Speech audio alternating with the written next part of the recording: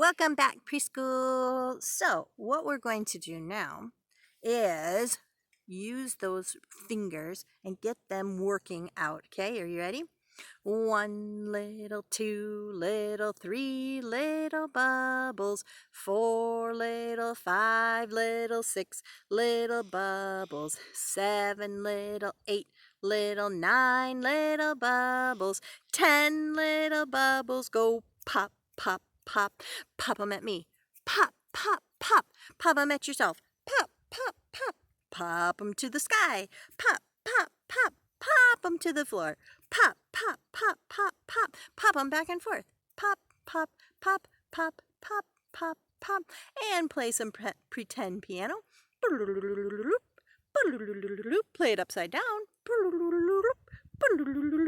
And I've got some bubbles. Now, I wonder if the bubbles are kind of like those astronauts that were up in space. They will float up into the air like the astronauts would without gravity. So let's see what our bubbles are going to do. Ready?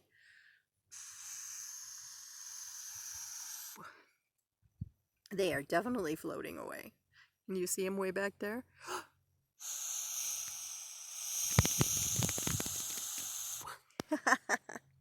Maybe if I do them up high, will they come back down? Oh! One more set. You ready? Off they go. Bye, bubbles. Have a great life. Off they go. Happy bubbles. Happy bubbles that pretend to be astronauts in space because they don't have any gravity. Bubbles definitely like to float away, don't they? Okay, so we have one more story today, and it is about, guess, that's right, astronaut. An astronaut living in space. How exciting. It says here, Kate Hayden. Who do you think Kate Hayden is? You're right, the author. And we know that author writes the story, author writes the story, author writes the story. That's why she came first. So I am going to go right here to the title page. And this is Astronaut Living in Space, written by Kate Hayden. That means she's the author. And then someone came and did the illustrations. I bet that was Kate Hayden because she's got 2 jobs. And her second job would be the illustrator. Good job. Good remembering. So smart, you guys. Good work. And we know that illustrators illustrate. Illustrators illustrate. Illustrators illustrate. That means we made the pictures. Now, Linda is an astronaut on the space shuttle. She is going to repair a broken telescope. Linda loves going into space. It is very exciting. And she looks out the window and she can see the Earth below. What a view! She can see towns and rivers and mountains. Wow, look at that. How exciting to be in space. It says here, we can look at the stars and planets through telescopes on Earth, but we can see even farther through telescopes in space. So you might have a telescope that you can look up at the stars, but this one goes out into space and can look even farther. Now, Linda wanted to go into space since she was a little girl. When she applied for a job as an astronaut, thousands of other people applied too, but only 6. That's right, 1, 2, 3, 4, 5, 6 would get in. Linda had to take a lot of tests. Doctors checked her heart, her lungs, her eyes and ears, and finally she got the job. And it says science in space. Many astronauts are scientists. Doctors study what happens to our bodies in space, and biologists study what happens to plants and animals. Did you know even plants and animals get to go to space? That's right. Even plants and animals have a very important job going into space. Now, Linda spent 18 months training to be an astronaut, and during her training, she went on a machine that let her move as if she was in space. Space is very different from Earth. On Earth, a force called gravity keeps everyone on the ground. In space, there is less gravity, and astronauts can float around, and this is called being weightless. It happens because of the way the shuttle moves around the Earth. Weightless, boy, that would be. These rocks behind me, they wouldn't weigh hardly anything. Could you imagine if all these rocks behind me started floating up? And you'd have to don't get crushed by a rock floating over you. Now, before each mission, astronauts train for the job they will do in space. For this mission, Linda learned how to repair a telescope. She practiced on a model of a telescope in a swimming pool. Being underwater is a bit like being in space. So you remember the feeling when you're at swimming lessons and you go all the way underneath the water? That's a little bit like what it feels like in space. So they practice in the swimming pool. Linda practiced again and again until she was perfect.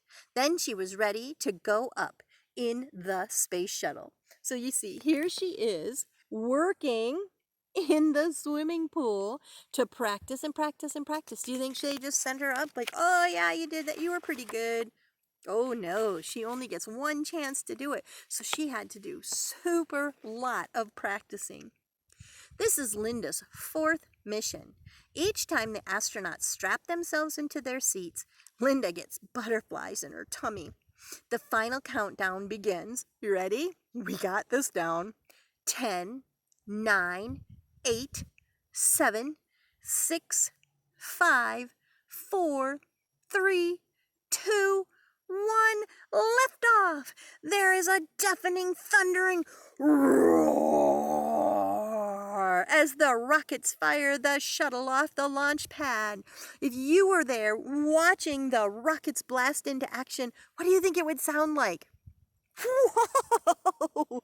Good job! That really sounded like rockets. Now, they are wearing a spacesuit.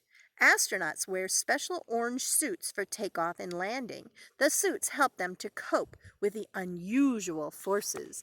So a lot of pressure on their body makes them feel squishy. And their special suits help to relieve that. They don't feel so squishy. Now, people at launch control on Earth watch the takeoff. They can talk to the crew at any time. In just 30 seconds, the shuttle leaves the blue sky and enters the darkness of space. The rockets in the fuel tank drop away. The rockets are collected from the sea to be used on another mission. Now Linda changes into trousers and a t-shirt to relax. She has pockets for her pens and snacks. Otherwise, they will just float away. Now it says space shuttle spotting. Sometimes you can see a shuttle circling around the Earth. It just looks like a moving star. So just like we were talking about those satellites that are up there, you could see when the space shuttle is up in space, you could actually see it from your backyard just by looking up in the space at a certain time. And it would look just like a star, only this star kept moving.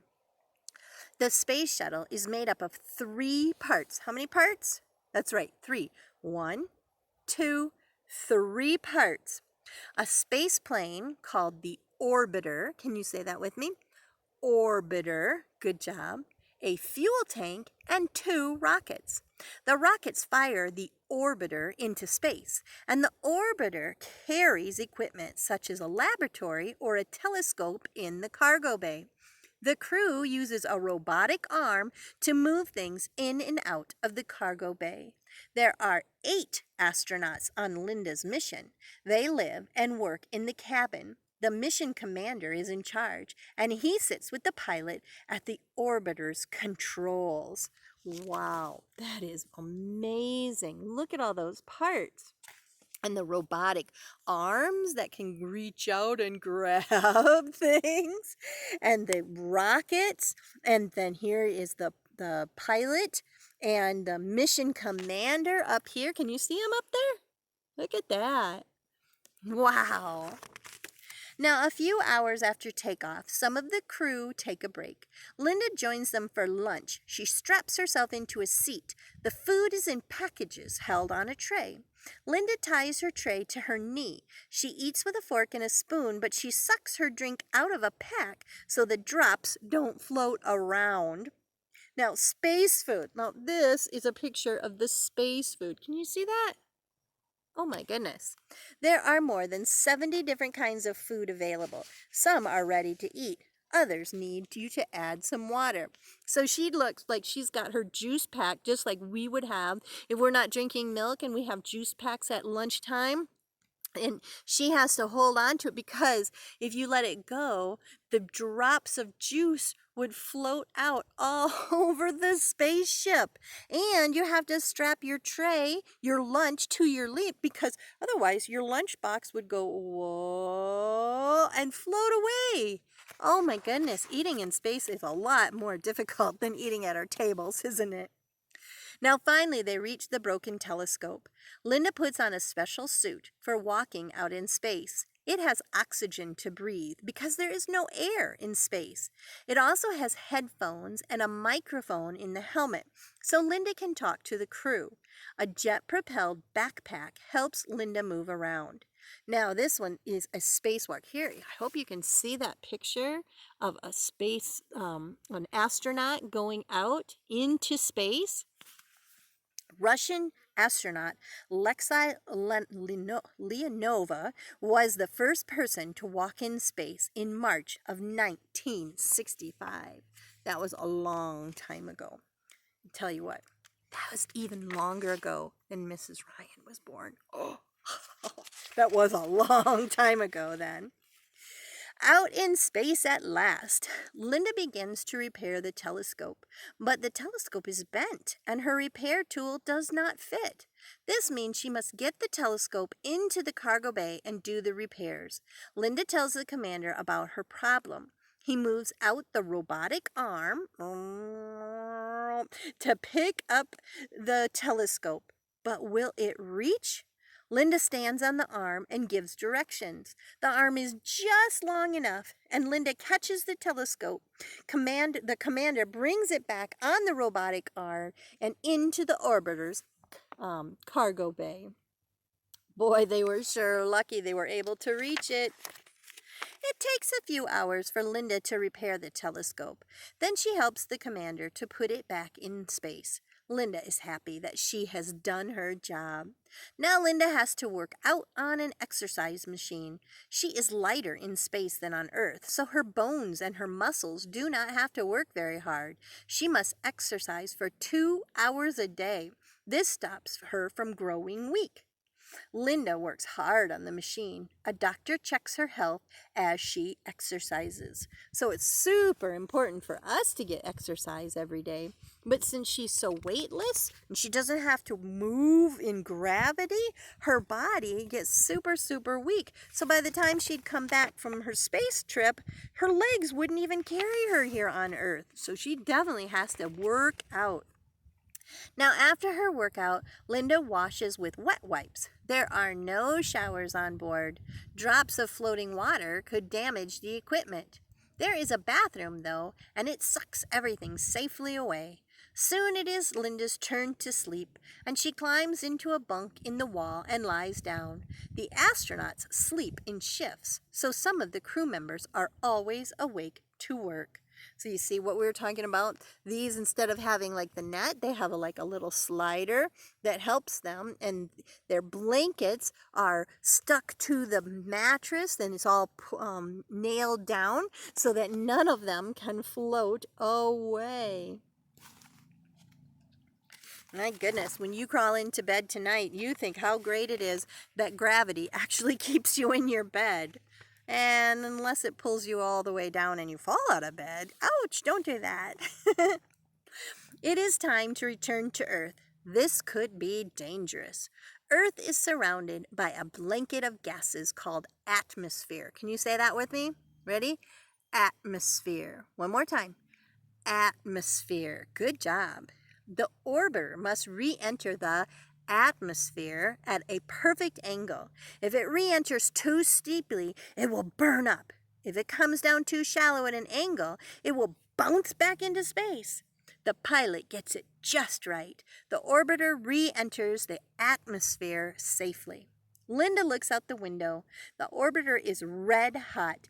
It is 2,500 degrees, but it is covered with special tiles to stop it from burning up. Suddenly, a tile flies past the window. Oh no! Will the astronauts be okay? I hope so. Oh no, Linda! Linda does not worry. There are still enough tiles on the orbiter to protect it. The orbiter starts to glide through the air. In only 14 seconds, the spacecraft will touch down.